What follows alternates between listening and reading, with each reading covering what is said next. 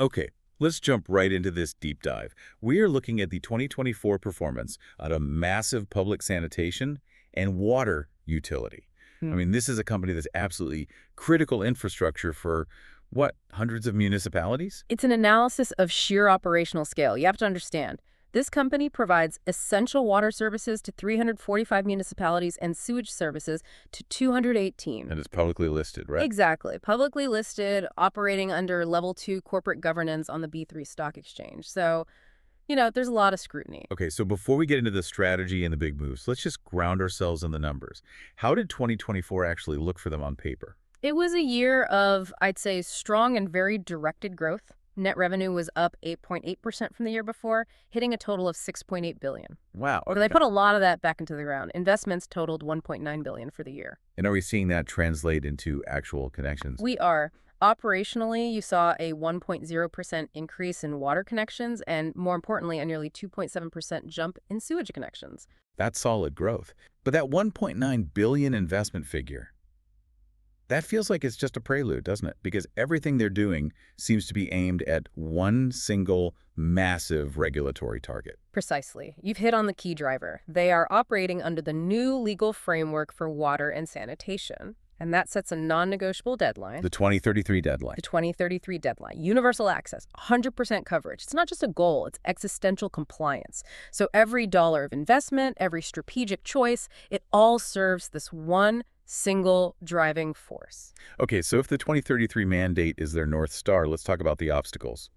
What did the company say were the main headaches they faced this year? Well, number one is obviously the universal access mandate itself. The sheer regulatory pressure to hit it, they actually call it their greatest challenge going forward. I can believe it. And achieving that goal, it requires a level of capital deployment and an execution speed that, frankly, they haven't historically demonstrated. That sounds like a terrifying balancing act. You have to expand incredibly fast, spend billions, but somehow keep the service affordable for millions of people. So how did they convince the market and the regulators that this wasn't just a pipe dream? They had a huge regulatory win early in 2024. The regulatory agency, AGEPAR, officially approved their request to attest to their financial capacity. Okay, what does that mean in simple terms? It was the official stamp of approval. It said, yes, this company can actually finance the targets for all 345 municipalities it serves. But even more crucially, they standardized and extended their existing contracts all the way to June 2048. Wait, 2048, that's nearly a 25-year extension. It is. That gives you long-term stability for investors for sure. But I have to ask, does a contract that long invite some scrutiny? About complacency. Locking in a monopoly for that long could really reduce the incentive to innovate down the line. That is the trade-off, absolutely. The company's argument is that this 2048 extension is the only way to maintain affordable tariffs while they fund this massive build-out. They're spreading the cost over 3 decades. Right. From a financial stability perspective, it's a masterstroke. It de-risks the entire 11.8 billion plan. But you're right, the long-term oversight of that relationship becomes absolutely paramount. All right, let's move to the second big challenge. This one is less about regulation and more about, well, physical reality, climate and water security. Yeah, and this is now officially listed as a material corporate risk. Managing the volatility of climate change, droughts, floods, water crises, it's directly tied to their revenue. And their ability to just provide the basic service without rationing. Exactly. If they don't get this right, they face revenue loss and, major public dissatisfaction. So how are they tackling something so unpredictable? They're leaning hard into predictive technology. They launched a system called InfoHydro with a partner, Sanepar, which gives them real-time weather and river flow forecasting. So they can see what's coming. It gives them predictive power to manage reservoirs and allocate resources way better than they could before. And structurally, they're moving forward with the massive Mirinwava Dam project. Ah, okay. That's designed to increase their water abstraction capacity and just create a bigger security buffer for their most populated metropolitan region. So it's a mix of tech and good old-fashioned concrete. Which brings us to the third core challenge, the one that really underpins everything, just funding and executing this historic investment plan. Yeah. We heard 1.9 billion in 2024, but what's the full number? The full scope is it's breathtaking. They've launched the largest investment program in their history, Okay. 11.8 billion to be invested by 2029. Wow. And look where the focus is, 6.6 billion, so over half of it is allocated specifically to expand and modernize sewage systems. So you said 1.9 billion in 2024.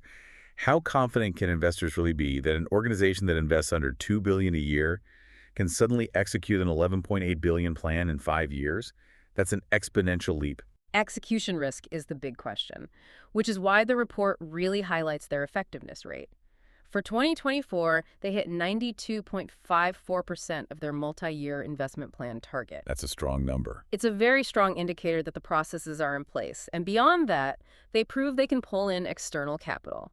They successfully raised $600 million through their 14th issue of sustainable debentures. The capital markets clearly believe in these projects. That's a perfect transition to our next segment then, the key operational events that are actually making this build-out possible. The biggest strategic shift seems to be this big acceleration of public-private partnerships, the PPPs. Absolutely. The PPT strategy is the engine for that acceleration. After signing one big one in 2023, they executed 3 new PPP bids in 2024 alone. 3 in 1 year. 3 in 1 year. The strategy is so critical because it offloads some of that execution burden and the financial lift, letting them jumpstart universal sewage access across 128 municipalities all at once. So the PPPs are really a tactical way to manage that execution risk we just talked about. You bring in private sector capital, and you hope efficiency. What's the scale of these new partnerships? The 4 PPPs combined represent $2.9 billion in total investment from third parties, and they'll serve about 900,000 people. And the spending tells you the whole story. 48.4% of that money goes to new sewage collection networks. Another 24.7% goes to treatment stations. So it's not scattered. It's a laser-focused campaign to close that sewage gap. Which is the harder and much more expensive half of the universal access equation. Right. Now, beyond the big infrastructure plays, they made a massive move to control their internal costs. I'm talking about energy. This seems like it has huge implications. This was the second key event, a major structural energy transition. They finalized their move to the free energy market, which is a huge deal. It covers 90% of their total energy consumption. And the savings. The shift is expected to generate an estimated $620 million in savings over just 5 years. $620 million. That's a monumental number for a utility. Does that just offset rising costs? Or can they actually redirect that capital into these new projects? It does both, really.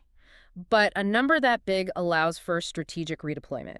It acts as a massive hedge against inflation, and it frees up capital that would otherwise just be spent on keeping the lights on. And they're tracking this carefully, I assume. Oh, yeah. This was all supported by a software platform they have, Sanepar, which lets them monitor energy waste across 4,800 different sites in real time. Okay, finally, let's talk tech. It's easy to think of a water utility as, a pretty low-tech business, pipes and pumps, but the report details some genuinely innovative stuff. And that's the third key event, and maybe the most fascinating part. They're moving away from traditional, guys walking around listening for leaks and embracing some really advanced digital tech. Like what? They implemented Israeli satellite technology in the Curitiba region to detect hidden leaks in the distribution network from orbit. Wait, satellites? For water leaks? That's cutting edge for any industry, let alone a utility. It is. And they're also doing open innovation. They've partnered with a startup called Status 4 to deploy a smart pressure monitoring system across 2,500 kilometers of pipe. So this is all part of a bigger plan. Right. It's all managed under their Integrated Digital Technologies Master Plan, PDTech.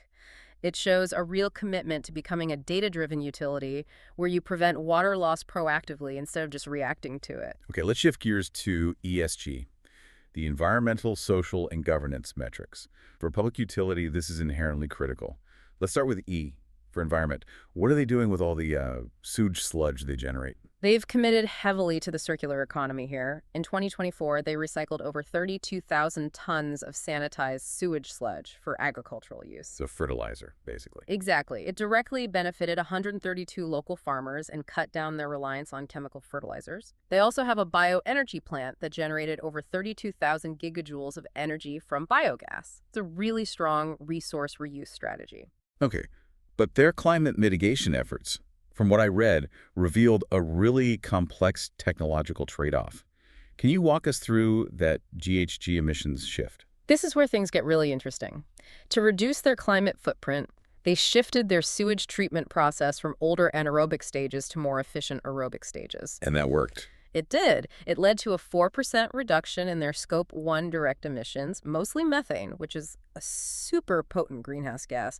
However, There's always a however. the report is very clear that this same technological shift moderately increased their nitrous oxide emissions. Hold on. So to fix one potent greenhouse gas problem, they ended up creating a measurable liability in another one.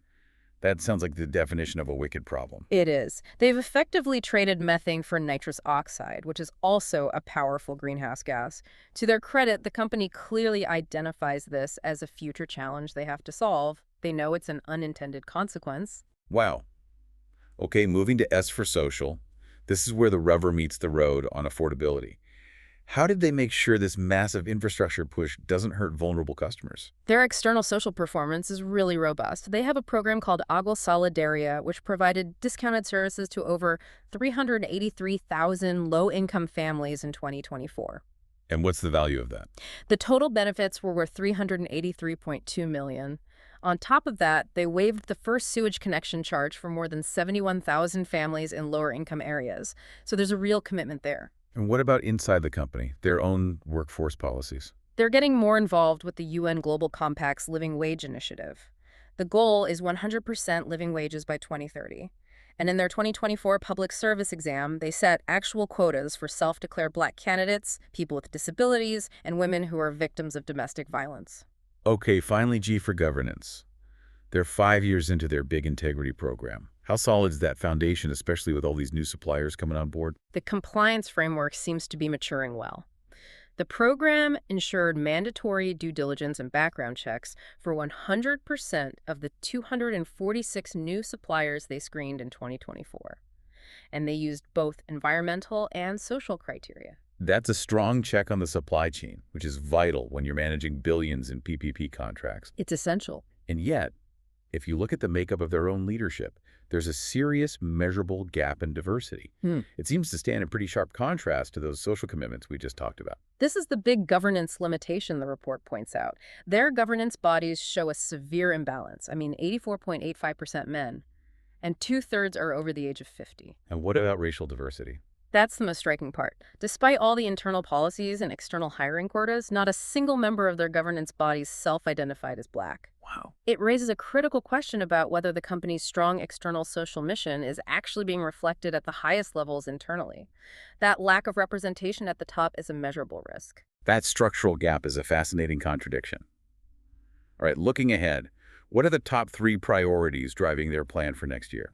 Priority 1, 2, and 3 is basically just execution. Full execution of that $11.8 billion investment plan, making sure those PTT contracts are implemented successfully and the whole infrastructure build-out stays on track. That is the only thing that matters for hitting the 2033 deadline. And the technology push continues, I take it. Absolutely. Priority 2 is digital transformation and modernizing their operational tech. They're continuing with the PD Tech Master Plan, and in 2025, they're going to start a big modernization of their core internal infrastructure communications computers, which is crucial for cybersecurity and all that data-driven decision-making. And on the environmental side, what are the big forward-looking initiatives? Priority 3 is about promoting these high-impact sustainability projects. There's one called the Future Water Reserve Project. It's a 150-kilometer environmental recovery corridor to protect their water sources. And they're continuing to push on energy efficiency, including exploring pilot projects for renewable hydrogen production from their biogas. So they're trying to future-proof their energy supply. That's the idea. Okay, so if we synthesize everything we've covered, what are the 3 key takeaways you think our listeners should walk away with? First, the strategic financial commitment is it's immense and it's locked in. That 2048 contract extension provides the stability for them to launch this $11.8 billion plan. So now the company is pivoting from strategy to just pure execution. Managing the risk of this massive PPP build-out is their primary focus. And second, their approach to operational efficiency is genuinely groundbreaking for this sector. I think so. That move to the free energy market is a long-term game changer. That $620 million in savings is transformational. And you couple that with things like satellite leak detection. They're really positioning themselves as a leader in cutting costs and reducing waste. And finally, that duality in their social commitments really stands out. That's key insight number 3. The stark contrast between their strong external social mission, serving over 383,000 vulnerable families, and that profound internal governance gap. The severe lack of gender and racial diversity in their leadership. That disparity is a material risk they have to address. That gives us plenty to chew on as we watch them move forward. I'll leave you, the listener, with 2 final questions based on this deep dive. First, how will this company successfully balance the immense financial and execution demands of the PPP expansion while also ensuring the long-term affordability they promised customers through that 2048 contract? The longer the contract, the higher the scrutiny has to be. And secondly, thinking about that complex climate trade-off we discussed. Can the company successfully solve the problem of reducing its methane emissions without letting that subsequent rise in nitrous oxide become a whole new material climate liability that they're forced to deal with down the road? It's a multi-decade journey. You've got infrastructure, capital, climate science, public health, all rolled into one. A truly complex and fascinating look into a sector that's only becoming more essential. We appreciate you joining us for this deep dive into the source material. We'll catch you on the next one.